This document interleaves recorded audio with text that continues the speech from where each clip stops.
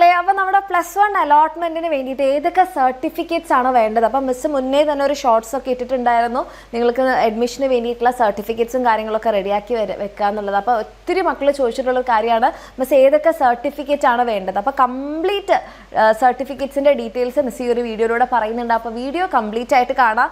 അതേപോലെ തന്നെ +1 അലോട്ട്മെന്റിന് വേണ്ടി വെയിറ്റ് ചെയ്തിരിക്കുന്ന നിങ്ങളുടെ ഫ്രണ്ട്സിലേക്കൊക്കെ, അല്ലെങ്കിൽ അഡ്മിഷന് അപ്ലൈ ചെയ്യാൻ വേണ്ടി ഇരിക്കുന്ന നിങ്ങളുടെ ഫ്രണ്ട്സിലേക്കൊക്കെ ഈ ഒരു വീഡിയോ അയച്ചു കൊടുക്കാം.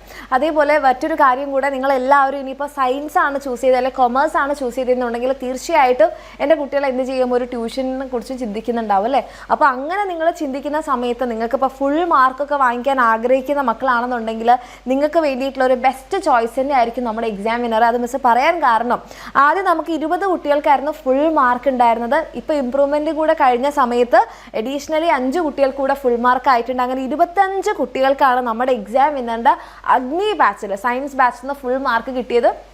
ഓക്കെ, അപ്പോൾ ഇതേപോലെയൊക്കെ എൻ്റെ കുട്ടികൾക്ക് പഠിക്കാൻ ആഗ്രഹം ഉണ്ടെങ്കിൽ ധൈര്യമായിട്ട് നിങ്ങൾക്ക് നമ്മുടെ എക്സാമിനറിൻ്റെ അഗ്നി ബാച്ചിൽ ജോയിൻ ചെയ്യാം. നമുക്ക് കൊമേഴ്സിനും ബാച്ചുണ്ട്. നമ്മുടെ അഗ്നി ബാച്ചിനെ കുറിച്ച് പറയുമ്പോൾ നമുക്ക് ബേസിക് ബാച്ചും ഉണ്ട്, പ്ലസ് ബാച്ചും ഉണ്ട്. അപ്പോൾ ബേസിക് ബാച്ചിലും പ്ലസ് ബാച്ചിലും കോമൺ ആയിട്ട് നിങ്ങൾക്ക് ചാപ്റ്റർ വൈസ് ക്ലാസ്സുകളും അതുപോലെ PDF നോട്ടും ചാപ്റ്റർ വൈസ് വർക്ക്ഷീറ്റും എക്സാംസും PYQ സൊല്യൂഷൻസും കാര്യങ്ങളെല്ലാം കിട്ടും. അഡീഷണലി നമ്മുടെ പ്ലസ് ബാച്ചിലേക്ക് വരുന്ന സമയത്ത് കംപ്ലീറ്റ് ബുക്ക് സെറ്റും അതേപോലെ തന്നെ നമ്മുടെ പ്രീവിയസ് ഇയർ ക്വസ്റ്റ്യൻസിൻ്റെ ക്വസ്റ്റ്യൻ ബാങ്കും പിന്നെ നമ്മുടെ +1 റിവിഷൻ ബാച്ചും നിങ്ങൾക്ക് ഫ്രീ ആയി കിട്ടുന്നുണ്ടാകും. ഇതാണ് നമ്മുടെ പ്ലസ് ആൻഡ് ബേസിക് ബാച്ചിൻ്റെ ഫീ വരുന്നത്. അതേപോലെ നിങ്ങൾക്ക് ഇതിൻ്റെ കൂടെ നീറ്റ് JEE പോലത്തെ എക്സാംസിനൊക്കെ പഠിക്കാൻ ആഗ്രഹം ഉണ്ടെങ്കിൽ അതിൻ്റെ കോച്ചിങ്ങും നമ്മുടെ എക്സാമിനറിലുണ്ട്. അപ്പോൾ നിങ്ങൾക്ക് താല്പര്യമുള്ള മക്കളാണെന്നുണ്ടെങ്കിൽ വേഗം തന്നെ താഴെ കാണുന്ന നമ്പറിൽ മെസ്സേജ് ചെയ്യുക, നമ്മുടെ ബാച്ചിൽ അഡ്മിഷൻ എടുക്കാം. ഓക്കെ, ഇനി നമുക്ക് വേഗം എന്ത് ചെയ്യാം, നമ്മുടെ ഏതൊക്കെ സർട്ടിഫിക്കറ്റ്സ് ആണ് നമുക്ക് വേണ്ടത് എന്നുള്ള കാര്യങ്ങൾ നമുക്ക് ചെക്ക് ചെയ്യാം. സോ ആദ്യം തന്നെ നിങ്ങൾ അപ്ലൈ ചെയ്യുന്നതിന് മുൻപായിട്ട് കാൻഡിഡേറ്റ് ലോഗിൻ ചെയ്യണം അല്ലേ? അപ്പോൾ ഇത് നമുക്ക് ഒറ്റയ്ക്ക് ചെയ്യാൻ പറ്റും, പക്ഷേ അതിന് എറേഴ്സൊക്കെ വരാൻ ചാൻസ് ഉള്ളതുകൊണ്ട്, കാരണം നമ്മളിത് ആദ്യമായിട്ടല്ലേ ചെയ്യുന്നത്, അപ്പോൾ നമുക്ക് എറേഴ്സ് വരാൻ ചാൻസ് ഉണ്ട്. അപ്പോൾ കഴിവതും ഇതിനെക്കുറിച്ച് നല്ല ധാരണയുള്ള ഒരാളെ കൊണ്ട് തന്നെ ഇത് ചെയ്യിക്കുക. അപ്പോൾ അക്ഷയ സെൻറ്റേഴ്സിലൊക്കെ പോയി ചെയ്യുന്നതാണെങ്കിൽ നല്ലതാണ്.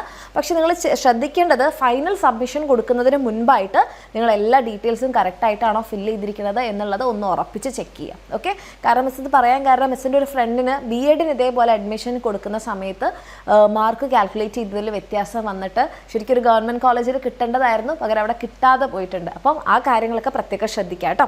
അപ്പം നമ്മൾ ആദ്യം കാൻഡിഡേറ്റ് ലോഗിൻ ചെയ്യുമ്പോൾ നിങ്ങൾക്ക് ഇത്രയും നമ്പേഴ്സ് നിങ്ങളുടെ കയ്യിലുണ്ടായിരിക്കണം. ഒന്നാമതായിട്ട് നിങ്ങളുടെ SSLCയുടെ രജിസ്റ്റർ നമ്പർ നിങ്ങൾക്ക് അറിയുന്നുണ്ടാകും, പിന്നെ നമ്മുടെ ഡേറ്റ് ഓഫ് ബർത്ത് അതും നിങ്ങൾക്ക് അറിയുന്നുണ്ടാവും, പിന്നെ മൊബൈൽ നമ്പർ കൊടുക്കുമ്പോൾ ആക്റ്റീവ് ആയിട്ടുള്ള ഒരു മൊബൈൽ നമ്പർ തന്നെ കൊടുക്കാൻ നോക്കുക. അതായത് മെസ്സേജൊക്കെ വരുന്നുണ്ട്, വിളിച്ചാലൊക്കെ കിട്ടുന്ന ഒരു മൊബൈൽ നമ്പർ തന്നെ കൊടുക്കുക. കാരണം ഇത് ചെയ്ത സമയത്ത് OTP വെരിഫിക്കേഷൻ ഉണ്ടാവും, അപ്പോൾ OTP വരുന്ന നമ്പർ കൊടുക്കുക. പിന്നെ നിങ്ങളുടെ ആധാർ കാർഡിൻ്റെ നമ്പർ, ഈ നമ്പേഴ്സും കാര്യങ്ങളൊക്കെ വേണം.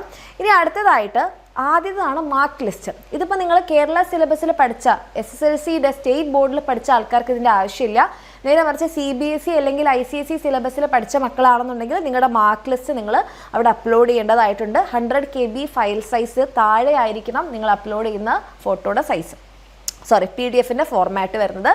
പിന്നെ നമുക്ക് വേണ്ട സർട്ടിഫിക്കറ്റ്സ് ആണ്.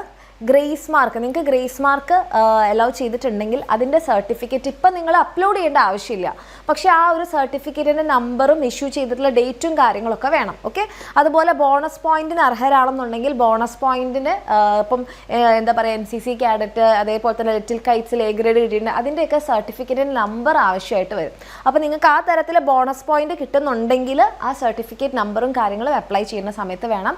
ഈ സർട്ടിഫിക്കറ്റ്സ് ഒക്കെ നിങ്ങൾ ഒറിജിനൽ സർട്ടിഫിക്കറ്റ് സബ്മിറ്റ് ചെയ്യേണ്ടത് നിങ്ങളുടെ അഡ്മിഷൻ്റെ സമയത്താണ്. അപ്പോൾ നിങ്ങൾക്ക് ഇനി ബോണസ് പോയിന്റ് എങ്ങനെയാണ് കാൽക്കുലേറ്റ് ചെയ്യേണ്ടത് അറിയില്ല, അല്ലെങ്കിൽ ബോണസ് പോയിന്റ് ആർക്കൊക്കെയാണ് കിട്ടാൻ അറിയില്ലെങ്കിൽ അതിൻ്റെ ഡീറ്റെയിൽഡ് വീഡിയോ നമ്മുടെ ചാനലിൽ ഇട്ടിട്ടുണ്ട്.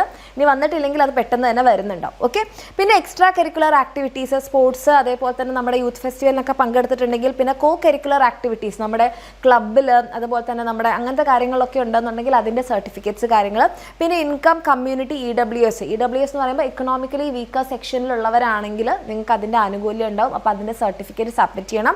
അതുപോലെ കമ്മ്യൂണിറ്റി കോട്ടയിലൊക്കെ ഉള്ളവരാണെന്നുണ്ടെങ്കിൽ ഇപ്പോൾ OBC OEC SC ST അല്ലെങ്കിൽ അങ്ങനത്തെ കമ്മ്യൂണിറ്റി കോട്ടകൾ ഉണ്ടാവില്ല, അപ്പോൾ അതിലൊക്കെ നിങ്ങൾ ഉണ്ടെന്നുണ്ടെങ്കിൽ അതിൻ്റെ സർട്ടിഫിക്കറ്റ് കൊടുക്കണം. പിന്നെ ഇൻകം സർട്ടിഫിക്കറ്റ് നിങ്ങൾ ഹാജരാക്കണം. നമ്മൾ ഇക്കണോമിക്കലി വീക്കർ സെക്ഷൻ ആണെന്ന് കാണിക്കണമെന്നുണ്ടെങ്കിൽ നമുക്ക് ചിലപ്പോൾ ഇൻകം സർട്ടിഫിക്കറ്റ് ഒക്കെ വേണ്ടി വരും. ഇനി ഗ്രേസ് മാർക്ക് അവാർഡ് നിങ്ങൾ ഇപ്പോൾ ഇത് അപ്ലൈ ചെയ്യുന്ന ആപ്ലിക്കേഷൻ ഫോമിൽ കാണുന്ന കാര്യങ്ങളാണ്. നിങ്ങളിപ്പോൾ ഗ്രേസ് മാർക്ക് അവാർഡഡ് ആയിട്ട് നിങ്ങൾ യെസ് കൊടുക്കുന്നുണ്ടെങ്കിൽ അതിൻ്റെ സർട്ടിഫിക്കറ്റ്, പിന്നെ NCC സ്കൗട്ട് അല്ലെങ്കിൽ നമ്മുടെ ഗൈഡ് സ്കൗട്ട് ഓർ ഗൈഡിൻ്റെ രാഷ്ട്രപതി പുരസ്കാർ അല്ലെങ്കിൽ രാജ്യ പുരസ്കാർ കിട്ടിയിട്ടുണ്ടെങ്കിൽ നിങ്ങൾക്ക് ആ ബോണസ് പോയിന്റ് കിട്ടുക. അങ്ങനെയാണെന്നുണ്ടെങ്കിൽ അതിൻ്റെ സർട്ടിഫിക്കറ്റ്, പിന്നെ സ്റ്റുഡൻറ്റ് പോലീസ് കാഡറ്റിൻ്റെ സർട്ടിഫിക്കറ്റ്, ലിറ്റിൽ കൈറ്റ്സ് മെമ്പേഴ്സിൽ A ഗ്രേഡ് കിട്ടിയിട്ടുണ്ടെങ്കിൽ അതിൻ്റെ സർട്ടിഫിക്കറ്റ്, A ഗ്രേഡ് കിട്ടിയിട്ടുണ്ടെങ്കിൽ നിങ്ങൾക്ക് ബോണസ് പോയിന്റ് കിട്ടുള്ളൂ, അപ്പോൾ അതിൻ്റെ സർട്ടിഫിക്കറ്റ്. പിന്നെ നിങ്ങൾ ജവാൻ ഡിപ്പെൻഡൻ്റ് ആണെങ്കിൽ നിങ്ങളുടെ പാരൻസ് ആരെങ്കിലും മിലിറ്ററിയിലുണ്ടെങ്കിൽ നിങ്ങൾക്ക് അതിൻ്റെ ബോണസ് പോയിന്റ് കിട്ടും, അപ്പോൾ അതിൻ്റെ സർട്ടിഫിക്കറ്റ്. ഇല്ലെങ്കിൽ അവർ ഡ്യൂട്ടിയിലിരിക്കുക അല്ലെങ്കിൽ സർവീസിലിരിക്കുക മരണമടഞ്ഞു പോയിട്ടുണ്ടെങ്കിൽ അതിനും ബോണസ് പോയിന്റ് ഉണ്ട്, അപ്പോൾ അതിൻ്റെയും സർട്ടിഫിക്കറ്റ്. പിന്നെ നമ്മുടെ എക്സ്ട്രാ കരിക്കുലർ ആക്ടിവിറ്റീസിൽ സ്പോർട്സിൻ്റെ സ്പോർട്സ് കോട്ടയ്ക്ക് സെപ്പറേറ്റ് ആണ്, അപ്പോൾ അതിൻ്റെ സർട്ടിഫിക്കറ്റും കാര്യങ്ങളൊക്കെ കരുതി വെക്കുക. പിന്നെ നമ്മുടെ യൂത്ത് ഫെസ്റ്റിവൽസിലൊക്കെ പങ്കെടുത്തിട്ടുണ്ടെങ്കിൽ അതിൻ്റെ സർട്ടിഫിക്കറ്റ്. പിന്നെ നമ്മുടെ കോ കരിക്കുലർ ആക്ടിവിറ്റീസിലാണ് NTSC, NMMS, USS, LSS പോലത്തെ എക്സാമുകളിൽ നിങ്ങൾക്ക് പങ്കെടുത്തിട്ടുണ്ട്, അതിൽ നിങ്ങൾക്ക് ബോണസ് പോയിന്റ് കിട്ടാൻ അർഹരാണെന്നുണ്ടെങ്കിൽ അതിൻ്റെ സർട്ടിഫിക്കറ്റ്.